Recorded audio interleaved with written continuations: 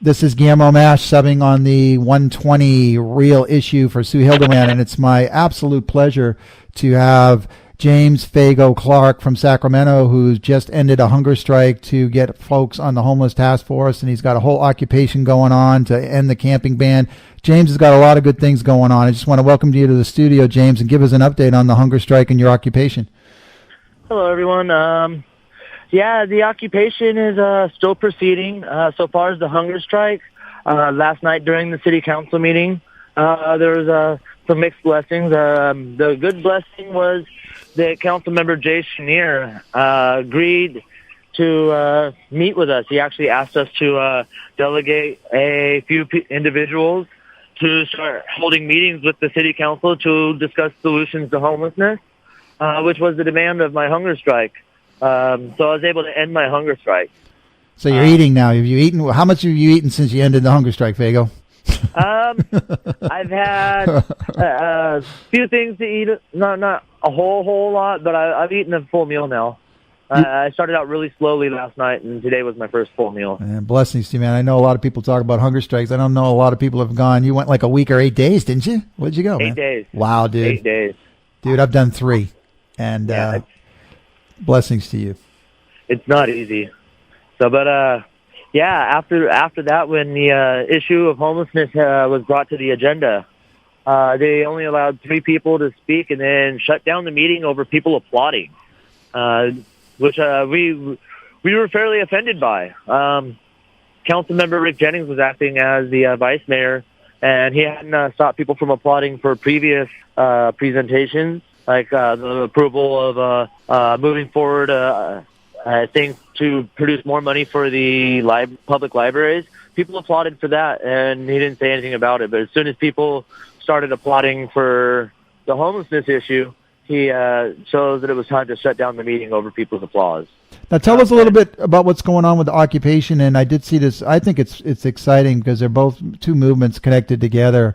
You know, racism and poverty, the worst form of violence. But you guys have now have Black Lives Matter involved in the occupation. Explain what they're going to do and how excited you are to have them involved. Well, I'm not fully clear on exactly the details of what their plans are just yet. But we know that they will be showing up next Tuesday for this council meeting in solidarity, and they're going to be showing up to show their support. It's going to be really awesome. I'm extremely excited. It's going to take unity and people coming together across the board on different issues to really be able to affect change. And we're honored that they're going to be showing up in solidarity. So they haven't gotten involved with the physical day-to-day 24/7 occupation? They're going to be there for the city council meetings? We have had a few members that have come down and showed support on a daily basis, but Tuesday is going to be a large group of them, so it's going to be a little bit different than just the day-to-day support.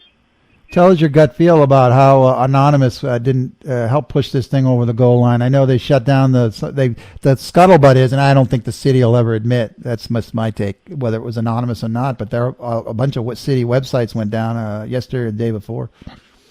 Well, I'm not sure on any details about that, but I do find it ironic that both the police station and city were shut down during the same time period, and they had released the information on both. And this is that basically is in line with what I've seen from Anonymous in the past. So. Mm-hmm. Mm-hmm.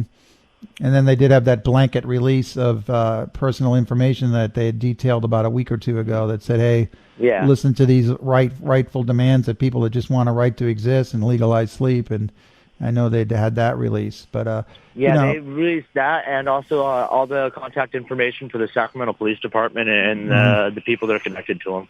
Yeah, it's just unfortunate, but history repeats itself, Faygo, and you know it as well as I do. You don't make moral change without demands, and you guys have been making demands peacefully and sticking with them, and that's really the only way to get things done, you know, and it hasn't changed since Martin Luther King. It hadn't changed since the Tea Party in Boston, you know. Nope.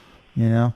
And, you know, what I find really ironic is the vice mayor last night, Rick Jennings, made a statement saying that, you know, he's going to trying to prove to us that, you know, he must be taken seriously. But his actions last night were actually very childish, and it's a lot harder to take him seriously now when he can't handle people applauding, for issues that he might not agree with. Yeah, if any entity is going to keep people responsible, it's definitely my Sacramento friends. It's really kind of cool to get these two big news stories for the Tonight Show from, I call them my sister county, Humboldt County, and now down in Sacramento County. But for the folks in Chico, the common thread that I see in my travels that Chico needs to step it up is to start making demands, to start doing nonviolent demonstrations, to start being seen in public, to start actually removing the veil of silence around what's happening to the folks that are in our community under the pressure of the gun of these crazy camping ordinances, and basically they've criminalized the right to even exist in Chico, and everybody knows it. Even people on the side of the issue that had that public waterways passed that basically said, hey, you can't sleep anywhere in the public waterways or on the streets, and hey, we can't have any of your stuff in the streets. So we need to start making it. We need to start making a public presence, and that's how I met Faygo going on 4 years now, making a public presence. So what? Maybe we could end it on that, Faygo, of the power of public presence and how that's helped the Sacramento community occupy and beyond.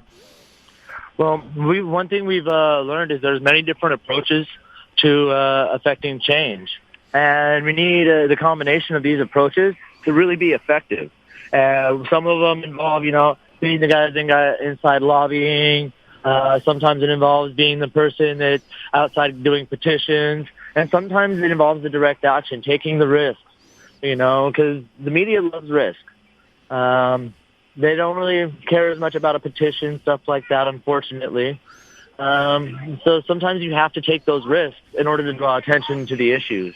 And it also reinforces the people that are working on the petitions and are doing the lobbying, because if what you're fighting for is something that some of them also agree with, it gives them the ability to say, hey, look, we kind of want the same thing, but we're not them. And it gets people talking. It changes the discussion. And that's what's important, because without altering the discussion, we don't create it. It's harder to create change. Without taking risks, no change will ever happen. That's really cool how you described that, because that's how I just got off the phone with Nezzy Wade, and I said I was so appreciative outside looking in, since I don't live in Humboldt, but they've been successful because they've put pressure on all the levers. I mean, you really got to apply pressure to all the levers to get these discussions going, and I really do feel for the Chico folks that are listening, we need more people in the streets. We need more visible demonstrations to educate the public around the lack of affordable housing and the fact that people have been criminalized for basic sleeping.